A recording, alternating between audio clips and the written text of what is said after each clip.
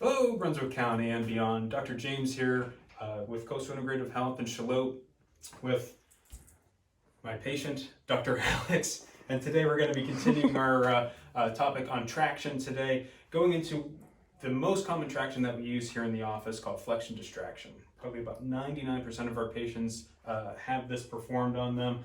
And it has a lot of advantages to it compared to the inversion tables that we talked about last time and axial decompression, which we'll get into in a future video.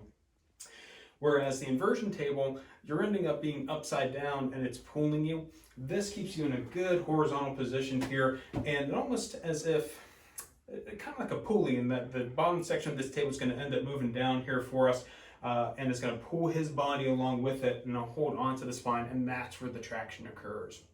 So just kind of getting right into it here.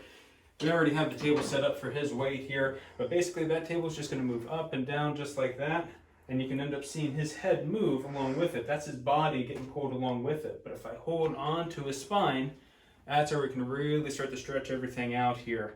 And right now I'm using a tether bar on this flexion distraction table to where I can do this all manually, but the advantage with this particular table, the ErgoFlex and the Lloyd tables that we have here, they can actually be automatic as well, to where it'll actually go down and rise back up for us, so we can keep our hands free as we work on a patient. Now myself, I'll tend to use this flexion distraction diagnostically along with therapeutically. I'll feel the spine and how it's moving, and each individual segment should move independently of itself or of each other. But if I feel a big block kind of moving together, then I know that's an area that I need to be addressing further with potentially further adjustments. Now, the advantage as well with flexion distraction compared to the inversion table, obviously cardiovascular issues are going to be the big limitation with inversion tables being upside down. Obviously surgical patients won't be able to tolerate inversion tables nearly as well. I could still work on all those types of patients with flexion distraction compared to inversion tables. I find flexion distraction is exceedingly great for disc herniations, especially single disc herniations, milder stenosis issues, whether it be from arthritis or the disc herniations. But then I also find that with something called a spondylolisthesis, where one vertebra is kind of sliding forward on top of another one, it also works out fantastic for those patients. And then, as you could probably notice, I can end up kind of changing where's my epicenter of my traction occurring here.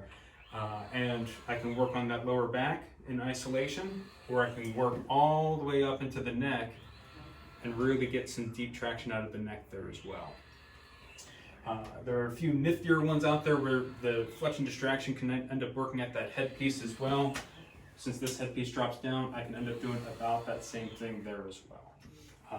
But most of the time I'm using that bottom section, just to traction anywhere that I please into that lower back, mid-back, or neck here. And I can add a little bit more resistance if I hold onto the legs and get a deeper traction out of it. Now, the limitations that I find with this are if I have a patient with multiple disc herniations or very severe stenosis, or if they just can't tolerate it. If they can't get the flexion distraction, they can't get the flexion distraction. And that's where I find I'll lean into the axial decompression quite a bit more, because that'll actually hold the traction for us, rather than kind of coming in and going with the flexion distraction. But we'll get into the axial decompression in another video here. So until next time, keep your questions and comments coming, and otherwise stay healthy.